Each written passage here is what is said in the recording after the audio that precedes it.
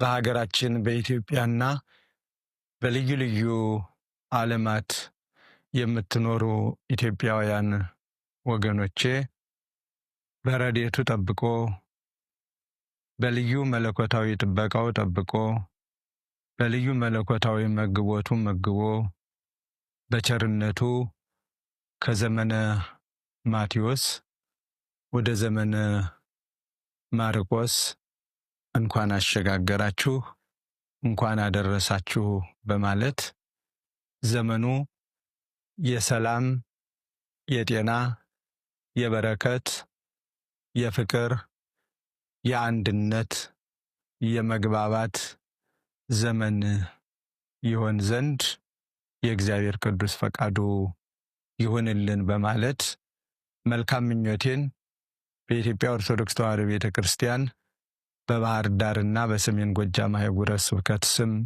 እገልጻለሁኝ። በቸርነትህ ዓመትን ታቀዳጃለህ። መዝሙር 61 ቁጥር 11። ቅዱስ ዳዊት በቸርነትህ ዓመትን ታቀዳጃለህ ሲል የእግዚአብሔር ቸርነቱን፣ ፍቅሩን፣ ርኅራኄውን ገልጾልናል። ምክንያቱም እግዚአብሔር በቸርነቱ ዓመቱን ባያቀዳጀን በስራችን ቢሆን ኖሮ በዋጋ ቢሆን ኖሮ አንዳችንም ዓመትን አይደለም ደቂቃን መቀዳጀት አንችልም። እንደምታውቁት በዚህ ዓለም ለመኖር ብዙ ዋጋ የሚያስከፍሉ ነገሮች አሉ። ለመኖራችን ማረጋገጫ የሚሆኑ ብዙ ነገሮች፣ እነዚያ ሁሉ ዋጋ ተከፍሎባቸው ነው። መክፈል የማይችል ደግሞ በስቃይና በዋይታ ይኖራል ማለት ነው። በረሃብ አለንጋ እየተገረፈ በብርድ በርዛት እየተሰቃየ ይኖራል። ገዝቶ ለመልበስ፣ ለመጉረስ፣ ለመጠለል እስካልቻለ ድረስ እግዚአብሔር ግን ያለ ዋጋ በቸርነቱ ብቻ በፍቅሩ ብቻ በርኅራኄው ብቻ ዓመትን ያቀዳጃል።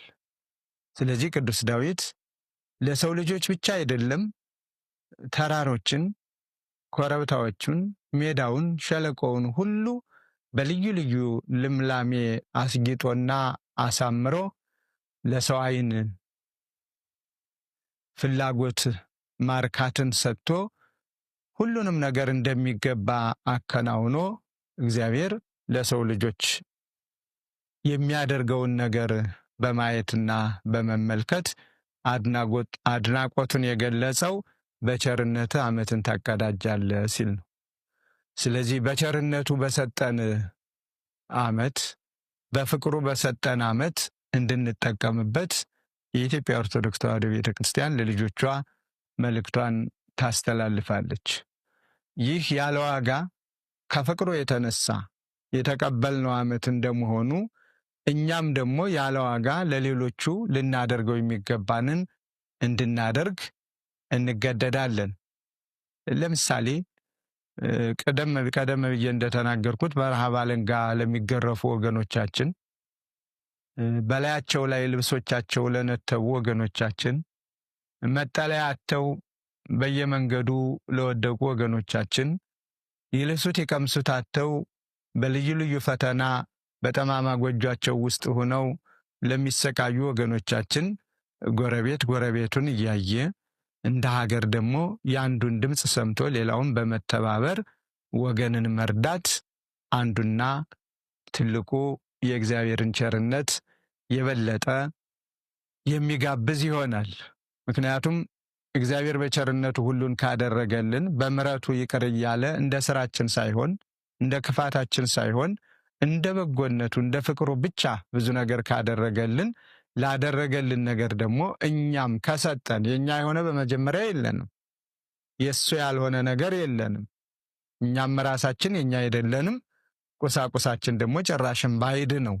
ስለዚህ ሰጪው አስገኙ ባለቤቱ እግዚአብሔር ነውና የእግዚአብሔርን ለእግዚአብሔር እንደመስጠት ወገንን በመርዳት በዓሉን የሰላምና የፍቅር በዓል አድርገን እንድናከብረው መልእክቴን አስተላልፋለሁ።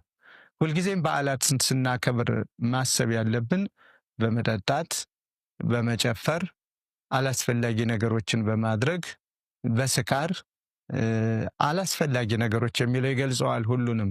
በእንደዚህ አይነት በመመላለስ ሳይሆን የተቸገሩትን በመርዳት፣ የታመሙትን በመጎብኘት፣ በማረሚያ ቤት ያሉትን በመጠየቅ በመሳሰሉት ነገሮች እንደየአቅማችን አቅማችን ሊያደርገው ነገር የሚፈቅደውን ነገር ሁሉ በአልጋ ቁራኛ የተያዙትን በደዌ ዳኛ የተያዙትን በመጎብኘት እግዚአብሔር ይማራችሁ በማለት ቀዶ በማልበስ ቆርሶ በማጉረስ ቀርቶ በማጠጣት እነዚህን በመሳሰሉት በጎ ስራዎችን በመስራት የተጣሉትን በማስታረቅ በአጠቃላይ የተቸገሩትን በመርዳት በዓልን የምናከብር ከሆነ በእርግጥም እግዚአብሔር በቸርነቱ ዓመትን ሰጥቶናል።